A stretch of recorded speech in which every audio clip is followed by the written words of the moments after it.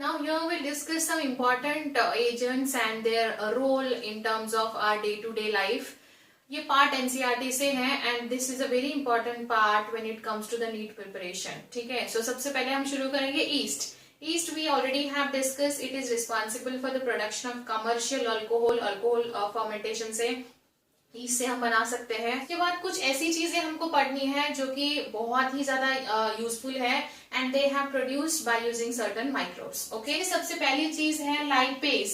Lipase ये detergent formulation में use किया जाता है just to remove the oily stain from the cloth. ये लॉन्ड्री में यूज होता है बिकॉज इसका कमर्शियल इंपॉर्टेंस है. ये स्टेन को जल्दी निकाल देता है. ठीक है, फिर उसके बाद है पेक्टिनेज एंड प्रोटीएजेस. एग्जाम्पल मैं आपको बताती हूँ. मे बी आपने ऑब्जर्व किया होगा कि पता नहीं, लेकिन मैं हमेशा सोचती थी ऐसा क्यों है.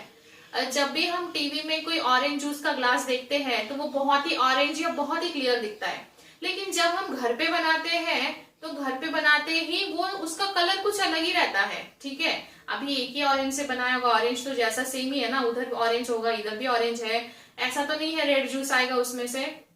बट द पॉइंट इज वो जो जूस है, इवन टीवी का भी छोड़ दो, अगर सपोज आपने कोई पैकेट वाला जूस बाहर से लाया है खरीद के परचेस करके, तो बाहर से जो हम पैकेट वाला जूस लाते हैं वो ज्यादा क्लियर होता है, क्लियरर देन दी होममेड जूस. सो वो क्लियर क्यों होता है? बिकॉज उसमें उसका ट्रीटमेंट दिया होता है. एजेज एंड यहाँ लिखा है pectinase and proteases bottle juices में यूज होता है.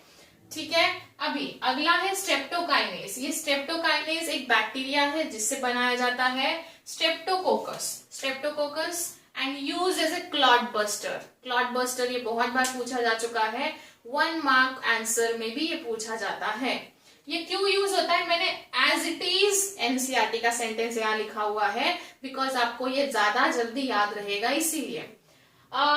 Streptokinase by bacterium Streptococcus used as a clot buster for removing clots from the blood vessels of patients who have undergone myocardial infarction leading to heart attack.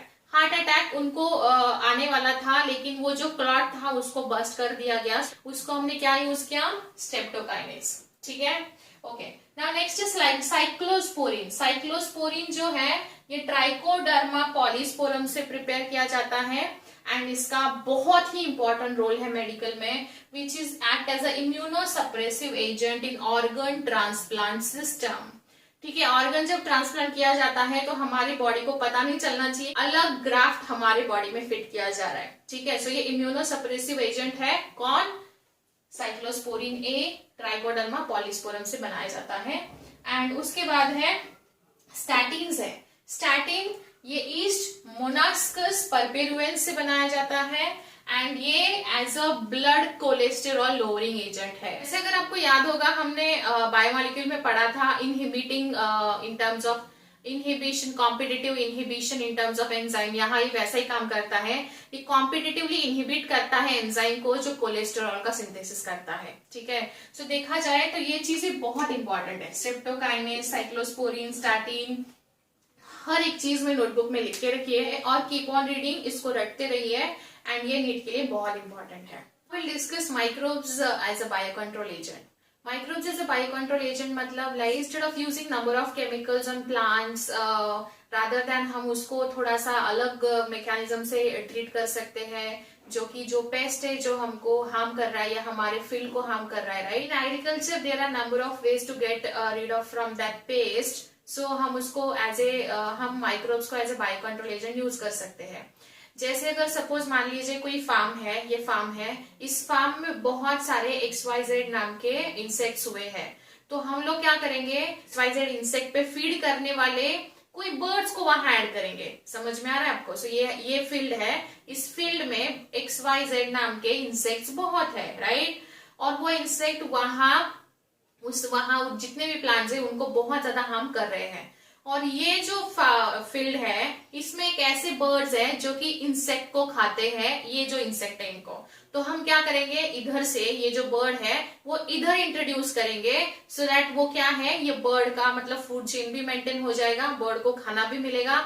At the same time हम chemical भी use नहीं करेंगे so that हमारे plants and soil की fertility बनी रहेगी. And फिर उसके बाद हम वो बर्ड्स को यहाँ ऐड करेंगे, तो यहाँ के जो इंसेक्ट्स है ये इंसेक्ट्स तो वैसे भी ये बर्ड्स खाएंगे. सो ऑन एन एवरेज कोशिश हमको डिसबैलेंस नहीं करना है इकोसिस्टम में, हमको वो इकोसिस्टम का बैलेंस बनाए रखना है। एट द सेम टाइम हमको हमारा जो कि फार्म में जो प्लांट्स हैं उनको भी अच्छे से, उनसे भी हमें अच्छे से यील्ड लेना है। सो यही होता है microbes use as a bio control method या एजेंट। अभी कौन से ऐसे माइक्रोब्स है जो कि हम यूज कर सकते हैं, नाउ वी डिस्कस क्विकली कौन से एजेंट्स है जो कि as a bio control agent use किए जा सकते हैं। इसमें से one of the best bio control agent है which is a bacteria which is known as bacillus थ्रूवेंजेनेसिस।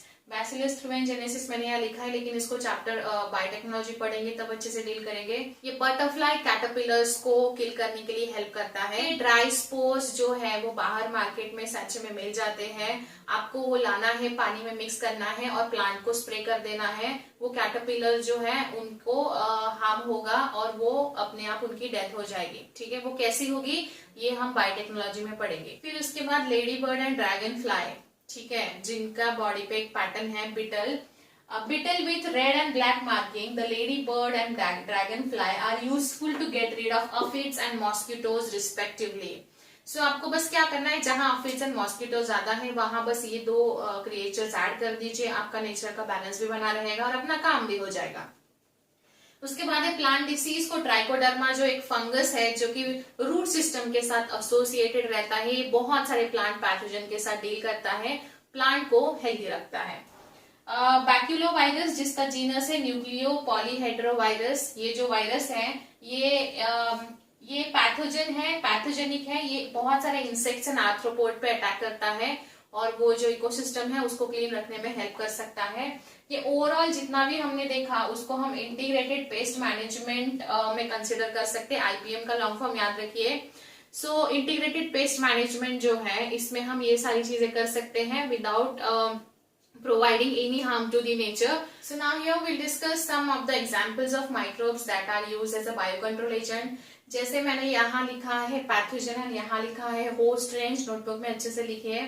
पहली बात तो ये है, हम लोग पहले पढ़ेंगे बैक्टीरिया, पहले यहाँ बैक्टीरिया फिर फंगाई, कुछ प्रोटोजोन के भी एजेंट है और एक तो वायरस हमने पढ़ लिया बैक्यूलो वायरस, राइट। हम शुरू करते हैं बैक्टीरिया से विच इज बैसिलस थ्रूवेंजेनेसिस, जिसका शॉर्ट फॉर्म मैंने यहाँ लिखा हुआ है।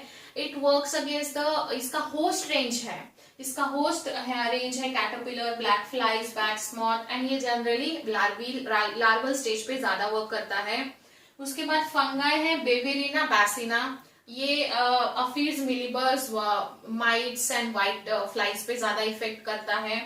फिर उसके बाद प्रोटोजोन है नोसिमा लैक्यूस्टी, ये जो है ग्रासहोपर पे काम करता है, कॉर्न बोरर एंड कैटरपिलर्स को हार्म करेगा, सो दैट हमारा एक ऑर्गेनिकली फार्म बिल्ड होगा और हम ज्यादा केमिकल का यूज नहीं करेंगे। तो ऐसे ही कुछ हर्बिसाइड्स एंड वीडिसाइड्स है, help of fungi and bacteria हम as a herbicides and weedicides use करते हैं। अगेन इसमें केमिकल नहीं है तो ये हमारे लिए बहुत अच्छा है और इससे हम ऑर्गेनिक फार्मिंग भी डेवलप कर सकते हैं, सब कुछ ऑर्गेनिकली होगा।